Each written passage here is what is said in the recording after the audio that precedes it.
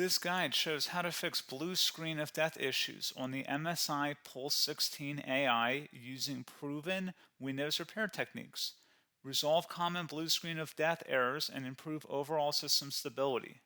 So whether you're performing updates, you're getting an IRQR not less or equal message, K-mode exception not handled, kernel data in page error, a lot of errors pertain to this problem, and we're going to go ahead and jump into what should hopefully be a pretty straightforward process, guys, and we're going to go ahead and jump right into it. So first thing I'd recommend doing would be to actually go ahead and boot to the troubleshooting utility on Windows 11. So if you do a hard power off 3 times in a row, Windows should automatically attempt to launch the startup repair utility. And if it doesn't find anything, it will give you the option to select advanced settings, in which case it will take you to a screen that looks like this. Now, if it does not take you to a screen that looks like this, or you're unable to get to that, you can also download the Windows 10 Media Creation Utility, or Windows 11. They probably will make a creation utility for Windows 11 at some point. And it doesn't really matter, you can actually run the Windows 10 utility on Windows 11 as far as I'm aware. And you should be able to run the troubleshooting utilities built in within it. So you just would go ahead and download it to an ISO file and then burn it to a DVD or USB. It'd have to be about 4 gigabytes or more. It couldn't be a small USB flash drive, and it couldn't be a CD. It'd have to be a DVD. And then you boot your computer from it. So depending on the computer manufacturer, you'd have to tap a different key on your keyboard in order to launch that menu, in order to select what boot drive you want to go off of. So it could be anything between the escape key, F2, F8, F12, for example, and those are the function keys on the top of your keyboard. So you may have to just do a little bit of trial and error. Shouldn't take you more than a couple minutes.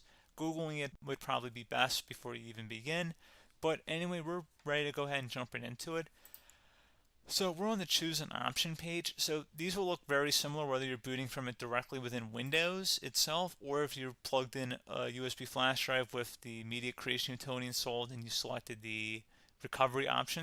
So when you are setting up your Windows 11 installation or Windows 10, depending on the drive you're using, there should be an option to repair your computer in the bottom left corner of the dialog window, one of the first screens that comes up.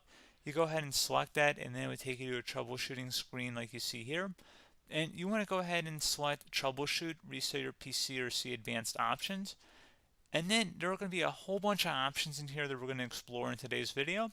The first one, we're going to actually go underneath advanced options and then select startup repair, fix problems that keep Windows from loading. So go ahead and select that first.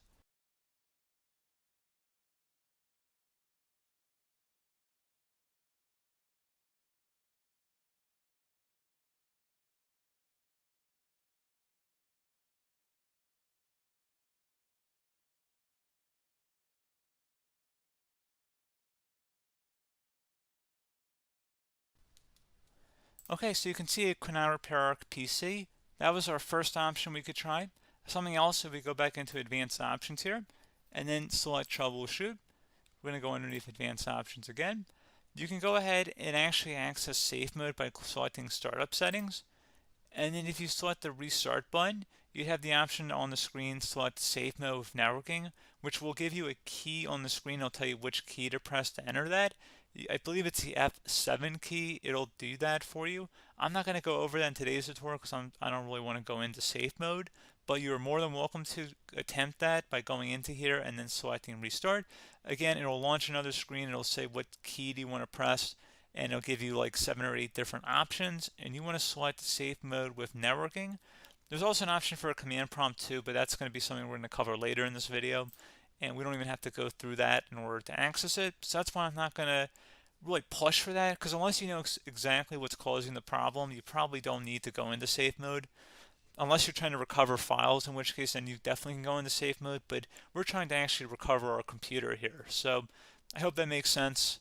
Something else we can also try here as well would be to uninstall updates, remove recently installed quality or feature updates from Windows. So if you go ahead and select that, you can uninstall the latest quality updates, which generally is the more day-to-day updates. Feature updates are the less regularly released ones, like the big ones. I would equate it to service packs in like Windows 7 and Windows Vista and Windows XP. So larger updates that occur once or twice a year at most. And the quality updates are more just a regular update. So probably obviously depend. It'll take longer if you're going to try and uninstall the latest feature update versus quality update, and maybe you don't need to go back that far. So just giving you guys a couple of pointers with that. Something else you can also look at here, and we're going to jump into the command prompt in a little bit, but you can select System Restore, which will use a restore point recorded on your PC to restore Windows. And this is something I would highly recommend here, guys. So select Next. Assuming you have a restore point saved on your computer, you go ahead and select the most recently created one, and you'll select Next, and then you'll select the drive. You shouldn't actually have to select the drive. You can scan for affected programs, but we're going to keep it all default here, and then we're going to select Finish. So once started, System Restore cannot be interrupted. Do you want to continue? I think we're going to select yes. I don't think we have anything better to do on our computer right now, so just give it a moment here to initialize. It will take a couple minutes to run, obviously depending on how large your hard drive is and how much is saved on the System Restore point. So just give it a couple minutes here.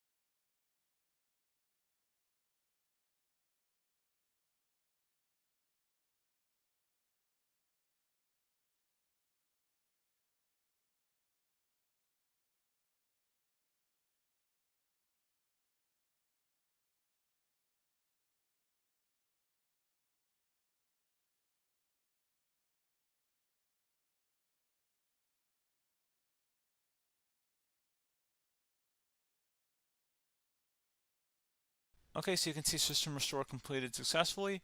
The system has been restored. Your documents have not been affected. Click the Restart button to restart your computer. Go ahead and select Restart.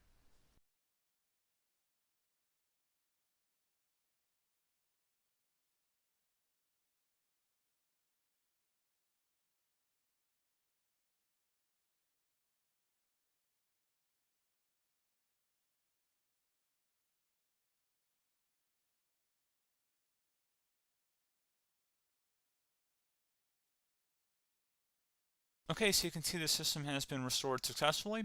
We're going to go over a couple different methods in addition to that if that did not work. So I'm just going to pause the video and we're going to start back on the recovery screen that we started with. Okay, so a couple other things we can try here too. If you go back into troubleshoot, you can select reset your PC while you choose to keep or remove your personal files and then reinstalls Windows. You can select to keep my files, which will remove apps and settings but keeps your personal files. You can also select remove everything, which will remove all of your personal files, apps, and settings. So this is more of a factory reset, the second option here. First option, it should not delete all of your personal files. However, it will pretty much clear most of your programs, and keep in mind, there's no guarantee that your information, number one, is even still available and easily recoverable on your computer to the point that you actually would be able to recover anything. And the second point is that there's always a chance that it won't actually recover and it will just do a factory reset anyway. So there's no guarantee that actually would keep your files anyway. So I would recommend trying to get a recovery tool and backing that up first before selecting it anyway. But again, those are a couple of different options. And then something else you can try here, if you go back to the choose an option. Another option, if you go underneath choose an option and select troubleshoot, advanced options, and now select where it says command prompt. Okay, so the first thing we should do is type our main hard drive here. In most cases, it should be the C drive. So you just do a C colon and then hit enter on your keyboard. So once you're underneath the C drive, we're going to type in dir and then hit enter on your keyboard. It should have program files, users, and Windows all in there. That's how you know you're in the right directory.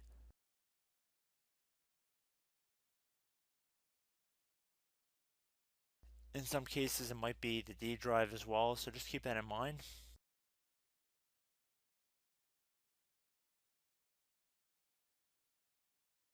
Next thing we're going to do is type in cd space /Windows /system32 /config, and then you're going to hit enter on your keyboard.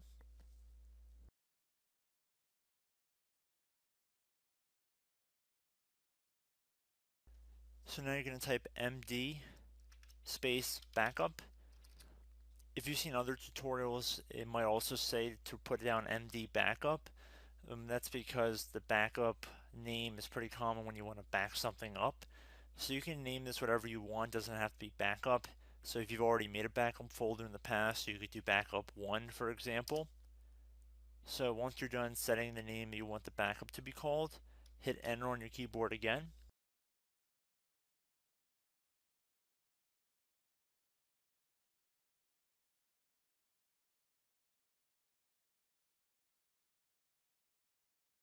At this point you want to type copy, C-O-P-Y, space, then you want to do the star symbol above the 8 key, then do a period or a dot, whatever you want to call it, then another star sign, and then another space, and then type backup, and then hit enter on your keyboard.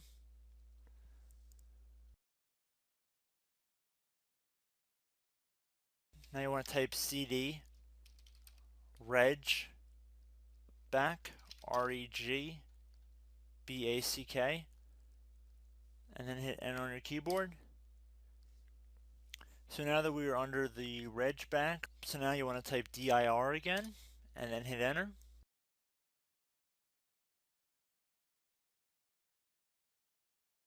So now at this point we're going to type copy again. So copy, space, star sign, dot, another star sign, space, and then 2 dots. So we're going to type copy, space, star sign, dot, sign, star sign, dot, dot, and then hit enter on your keyboard again. So for overwrite, you want to overwrite all. So type A on your keyboard, so capital A, and then hit enter on your keyboard.